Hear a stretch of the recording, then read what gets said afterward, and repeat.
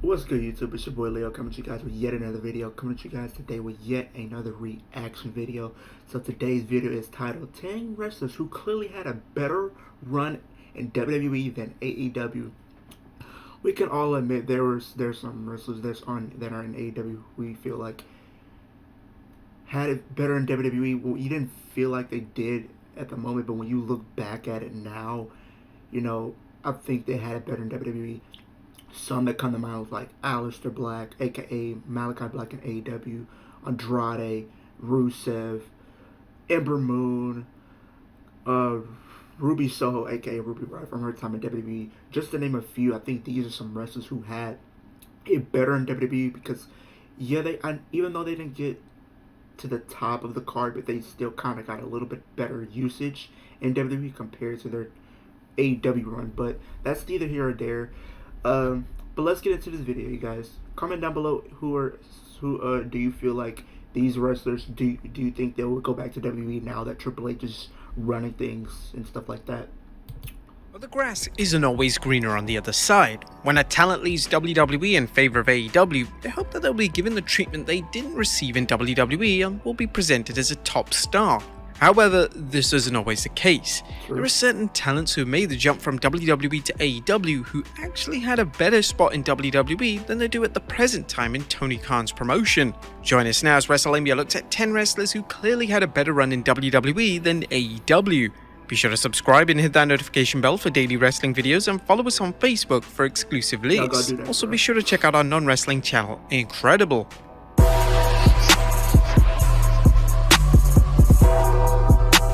Number 10, Shawn Spears. When Shawn Spears first joined AEW, honestly, I forgot about Shawn Spears, or if you guys knew him, and Ty Dillinger.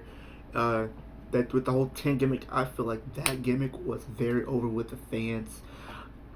I feel like he had the potential to like be like at least like a solid mid-carder to be in like this the US and Intercontinental Championship divisions, or maybe you could propel him to be like go for the WWE title, especially around the time where Jinder Mahal was holding that title. I feel like you could have propelled these guys. If you did it with Jinder Mahal, you could have did it with anybody else. That's just my opinion. Things started off well as he entered into a feud with one of AEW's top stars in Cody Rhodes. However, it wasn't before long that Spears would be heavily moved down the card and solidified as a lower mid-card talent. So far in 2022, Spears has only wrestled on AEW's flagship show, AEW Dynamite, on 3 separate occasions. Yeah, he hasn't really been used in AEW like the way I thought he was going to be. And what's crazy to me is like they said, he had a feud with Cody Rhodes, so I feel like that should have really put him on the next level. But AEW is starting to not use their stars the way they should be. That's the thing I would say about AEW. They're bringing in all these talents when they don't have enough time to showcase them all. You pretty much only have AEW Dynamite, Dark, Elevation, and Rampage, and that's really it. And you don't, in the way their roster is, it's a stacked roster, and you can't really use all your talent. So it becomes frustrating for some of the talent who aren't getting used, because it's crazy though. I will say that it's like, if you don't have enough time for your roster, there's no reason to keep bringing in wrestlers if they're gonna get lost in the shuffle. And he's lost every single one of these aforementioned matches. Now, okay, let's be fair. While Spears' WWE run as Ty Dillinger didn't exactly light the world on fire, he was certainly over, and there was certainly no arguing that. Dillinger in his 10 gimmick was really popular with fans, and he actually got some great matches, particularly during his time in NXT. It's a shame that AEW have no They did treat him better in NXT. I mean, he was literally headlining takeovers and pay-per-views compared to what he did on the main roster. But granted, I feel like if he was to come back, I feel like they would treat him better. He probably would get the respect and the run that we all wanted him to get. At least, being an Intercontinental or US champion, possibly even getting elevated to the world title scene at some point. Because I think with his gimmick being like over like that, I think you can definitely run with it, and you can definitely get a lot out of it. concrete plans for him, as he certainly has talent, but it appears that Tony Khan has no idea how to utilize him effectively. Recording on Zoom? Who still does that? Why they hit me with Thankfully, that, bro? with Riverside, you can record audio. No. Number 9. Athena. Upon Athena's I just AEW said debut, this. fans were I quick. said this. Oh my god, bro. Just imagine if she was still there right now. Honestly, if she was still there right now, she would be in good hands right now.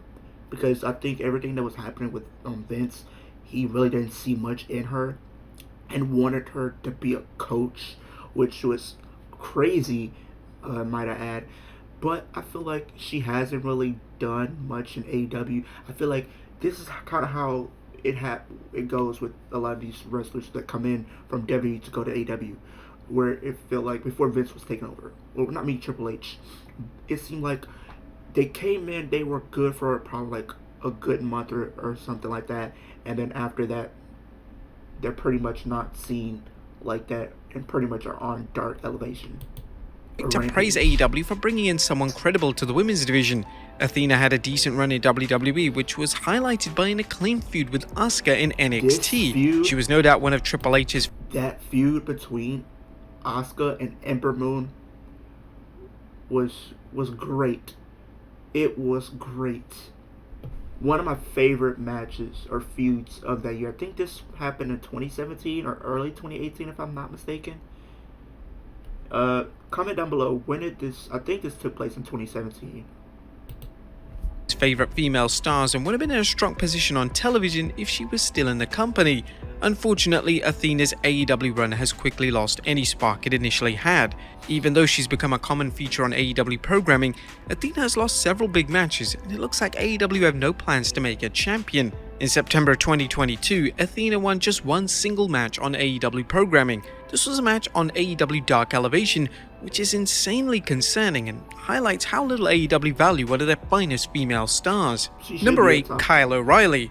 Before Kyle O'Reilly made the jump to AEW, he was one of the biggest baby faces on the NXT brand. WWE won. Honestly, I was not expecting to see Kyle O'Reilly on this list, but WrestleMania, you have a point. Kyle O'Reilly, they really should have went all in on this guy. This guy could have been a top baby face on NXT, especially when you split up like the Undisputed era. I think, he could have been like that breakout star. You could have really pull the trigger. Like, you had times to pull the trigger on him. He could have became an NXT champion. I really wanted to see him as NXT champion, but he's not doing much in AEW. He's had some standout matches for the most part. I mean, his match with Darby was decent, but outside of that, he hasn't really done much, and now he's on the shelf with a neck injury. I'm really wishing for a speedy recovery, Kyler. If you're seeing this, I'm praying for a speedy recovery, man. Wanted him to stay. However, O'Reilly was of the belief that he would have more success in AEW, but this has yet to transpire. O'Reilly has spent most of his time in AEW playing second fiddle to Adam Cole, which is a massive waste of his talents. O'Reilly's NXT run showed everyone that O'Reilly is a top single star, and placing him in a tag team is simply wasted potential. Whilst his in-ring work is excellent, the AEW audience just hasn't taken to him for some reason, and his storylines have been weak and his character work has been limited at best. It also doesn't help that O'Reilly has been currently out of action with an injury, and when he eventually returns to AEW television, it'll be curious to see where he exactly fits on the show. Number 7, Jeff Hardy. Jeff Hardy is one of the most popular wrestlers to ever lace up a pair of boots. Honestly, when he debuted on I will put it like this. It really wasn't. It's not. Well, the way I put it like this with Jeff. He had good runs in WWE for sure. It's just he could have had an even better run in AW. I feel like he was still over. Either way he was over because people love Jeff. You like, no matter how you put it, people love Jeff. Hardcore fans or even just your casual fans, they love Jeff. A lot of people grew up around Jeff. I grew up around Jeff Hardy and the Hardy Boys. Like, I grew up around them. But the thing with Jeff, is really what really messed him up, to be honest, is really just his personal issues and stuff like that. And you know, hopefully he's getting the treatment and everything, and everything's going well. He comes back, but that's how I feel about that. Like, he was great, and he's gonna be good either way. It's just, you know, his personal issues keep interfering. Hopefully for the last time, but. AEW programming, there was already concern for Hardy. Hardy had left WWE on bad terms, and it looked like he was struggling with his personal demons. Hardy has had a number of matches in AEW, including a match with the Young Bucks, which led to extensive concern for Hardy's welfare.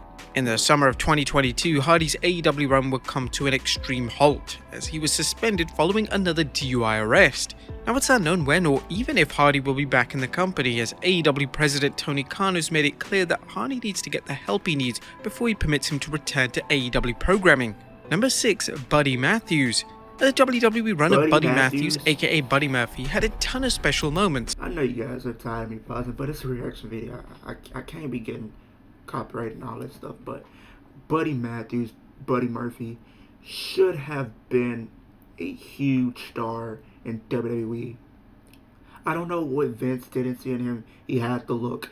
The matches he had with Daniel Bryan, I think he had a match with Daniel Bryan if I'm not mistaken. I know he had a match with Roman, and that match was great. The match that he had with Roman should have propelled him into the main event scene. I don't care who you are. I don't care. Vince, you screwed up on this one. Hopefully, and he's not doing anything in AEW. I don't know why Tony Khan is not doing something. This guy should be competing for the AEW world title, in my opinion. I would love to see him face Wardlow. I would love to see him face Jon Moxley. I would love to see this man face Bryan Danielson or a Kenny Omega. Like, these are matches I want to see with them, but Tony Khan is not doing anything with him, and it sucks, honestly. And he was one of the main reasons why I was watching 205 Live. Like, I was watching pretty much around the time Neville and, you know, Enzo were kind of feuding, and I was about to stop watching for a while, but as soon as I saw Buddy Murphy, he brought me back, honestly. He's the reason I kept watching 205 Live, because I started, like, it's getting boring, but he spiced it up. He spiced up the Cruiserweight division. And when he came to the main roster, I thought they had a lot of promise from him, because I thought he was probably going to at least go for the IC or US title and win one of those championships, and then probably hopefully go for the main event.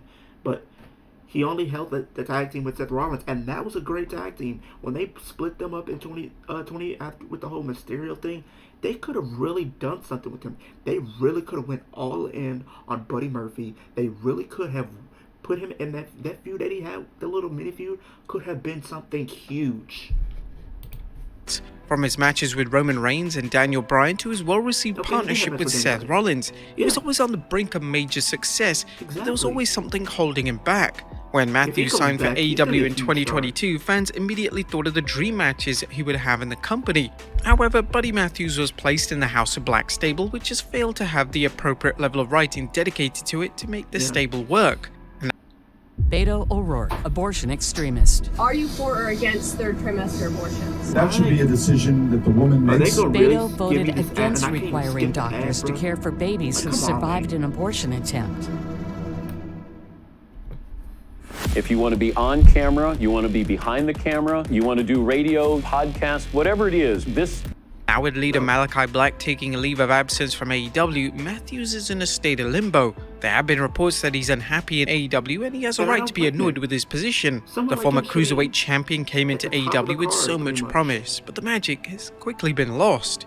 Number 5. Malachi Black. Speaking of the House of Black, Malachi Black's AEW run can be summed up in one word: underwhelming.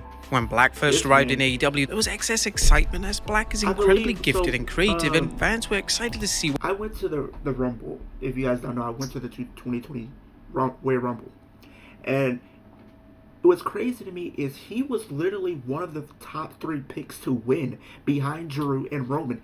I would have loved to see this man face Brock Lesnar, face people like, you know, Bobby Lashley, or a Roman Reigns, or a John Cena, or a Finn Balor, or a Bray Wyatt even. or a Karrion Kross. Tell me these matches would not be fair fire with Malachi Black, aka Aleister Black. But this man had all the potential in the world, and the crazy thing is, he returned, I want to say, in April 2021, and then the week after he returned, he got released. Like, Vince really screwed up with this, man. He screwed up. If he didn't screw it, Buddy, if you guys don't agree with me with Buddy Murphy, you should agree with me with Aleister. This man had all the potential in the world to be the next guy up. I don't want to hear it. And I thought there were rumors he was going back to the WWE and stuff like that, but apparently those kind of died down because he's still locked into that company until 2027, which is crazy. What Black would do. However, his feuds and matches have just felt off. His presentation has been weak and his storylines have been lackluster. As we mentioned when discussing House of Black member Buddy Matthews, Black has taken a leave of absence from AEW to concentrate on his mental health. He remains under AEW contract, but there are substantial rumors that Black wants to return to WWE. Whilst his main roster run fell flat, his NXT run was tremendous, and with Triple H now running WWE Creative, his NXT run, bro. His NXT run was great. The feuds were great. Just think of the feuds that we seen with Aleister Black NXT. His feud that he had with Tommaso Ciampa was great. His feud that he had with Johnny Gargano was great. His feud that he had with Andrade was great. Like, come on now. It's definitely a name that the game would want to see return. Number 4, Miro. Miro, aka Rusev, had an interesting WWE career. Starting off as a villain and feuding with John Cena, Rusev quickly turned into a fan favorite. He would win the US title on a number of occasions. He did turn into it. He was a heel and he ended up started being loved by the fans and he became a babyface. He got over with the Rusev Day gimmick. It was supposed to be a heel, but people started to love the Rusev Day gimmick and it became one of their biggest pops. Every time you will go to a Raw SmackDown, people will be chanting Rusev Day. People loved the guy. People wanted to see him succeed. But Vince, you know how he feels about people getting over without him. Pretty much, it's like, if you don't know, pretty much the same with Zack Ryder. Like, he got over by YouTube, and people started to gravitate towards him, and WWE didn't like the fact that he was getting over without them, and they kind of derailed his push, and they just kept him in pretty much the mid card or the lower mid card. Never able to really get that main event rub. Whilst WWE certainly failed to capitalize on his popularity, Rusev without question had a better run in WWE than he has in AEW. Miro has been openly critical of his position in AEW, and he seemingly pulled it all together in relation to his character work, but there are evidently no plans from AEW to use him in an appropriate manner. Miro has started to use social media as a tool to air these frustrations, and Miro is often liking tweets which reference his poor AEW run. He would even like a tweet that outright declared that he had a better run in WWE, so it's apparent that Miro shares the consensus of the wrestling fanbase. Number 3, Claudio Castagnoli. A former US champion, Cesaro, aka Claudio Castagnoli, was always moments away from the top of WWE. In 2021, he had the most. He's doing okay in AEW. I just feel like they should do a little bit more with him, if that makes sense. Now, if he was still in WWE, I'm telling you right now, if he was in WWE right now, within the next year or two, he is going to be a WWE or Universal Champion. Most successful year in WWE to date, having secured a win over Seth Rollins at WrestleMania 38 and main eventing a pay-per-view against Roman Reigns. He departed WWE as he felt he would be a better fit for AEW. But things started off well for Cesaro, who now uses the name of Claudio Castagnoli in the promotion, as he quickly won the Ring of Honor World title, but this reign was a complete waste of time. He would only defend a title once on AEW Dynamite, and this happened to be the same match he lost the title in. He would drop the title to Chris Jericho, and now there's a major concern that he's going to disappear from TV completely. Claudio is a member of the Blackpool Combat Club alongside Jon Moxley and Bryan Danielson, but with Moxley once again winning the AEW World title, the status of the faction is up in the air. Number 2, Adam Cole. It's no secret that Adam Cole was one of Triple H's favorite talents. Absolutely. In fact, even though Cole is signed with AEW, he's admitted that he often texts Triple H and Shawn Michaels. I know he's injured as well. I don't know what's going on with his status, but I hope for a speedy recovery from Adam Cole as well. I really hope that he's able to come back to the ring and do what he does best and put on the best matches that he can possibly can. And I definitely think if Triple H was still running the main roster, still like he's running the main roster right now, if he was running back then right before Adam Cole left, he probably would have brought him up to the main roster. The whole Undisputed Era would have stayed, and they would have been like one of their bigger factions. And just imagine the Undisputed Era versus the Bloodline. That would be a great feud, honestly. I kid you not, that's going to be a great feud. But I think the plans for him when Vince was about to bring him up was him to be a manager and for him to shave his head. I'm glad that, granted, I do not think he should have done that, but I'm pretty sure if a lot of people stayed and dealt with the Vince thing, they probably wouldn't have to deal with it for long, but they probably would have got released through anyway. Which highlights just how strong the relationship is. pretty much Cole's gave them away. AEW run has had its moments of brilliance, including him winning the Owen Hart Foundation tournament. However, his other storylines, including his saga with the Undisputed Elite, have been poorly executed. Cole is one of the best AEW have on the roster, but it's clear that he was brought in without a concrete plan on how to book and present his character. Currently, Cole is out of action with an injury, and when he returns, it seems likely that AEW are going to continue with the Undisputed Elite storyline, which would be an utter waste of all the talent involved. And number 1, Andrade. Andrade has made it perfectly clear over the past few months that he's unhappy in AEW. Andrade, he might be coming to WWE probably by the Rumble, because I think his contract is up by the end of this year, if I'm not mistaken. But he's gonna have it better in WWE because first of all, his wife is there, and then like Triple H is there. He is going to make him a huge star. I kid you not, he's gonna be a huge star.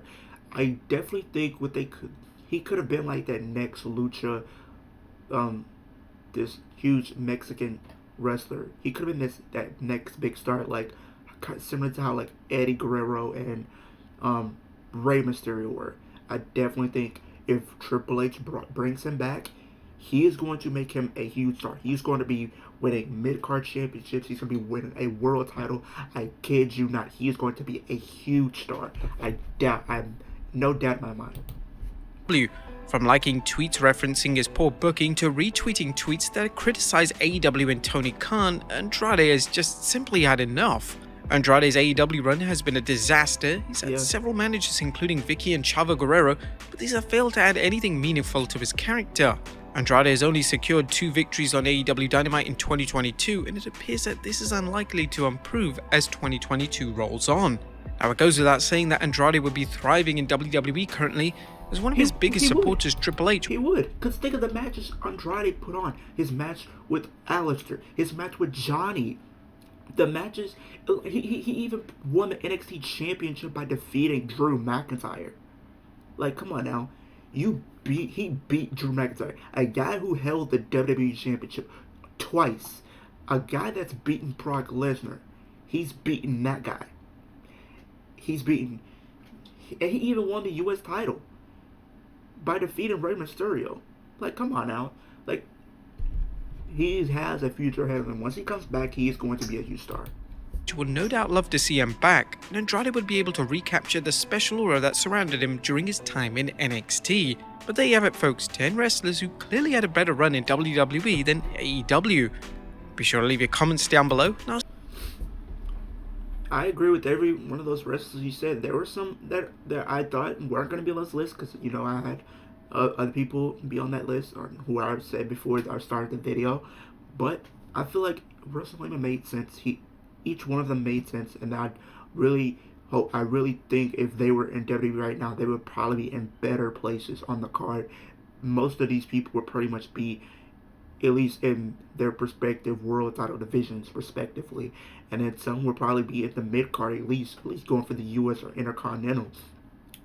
But that's the end of this video. You guys like, comment, subscribe to the channel if you're new. Hit the post notification bell so every time I post a new video. We're on our way to 450 subscribers. Let's get 2 likes on the video. 2 likes on the video, I'll do more reactions just like this one. Also comment down below who are some wrestlers that you feel like had it better in WWE compared to AEW. And I will see you guys in the next video.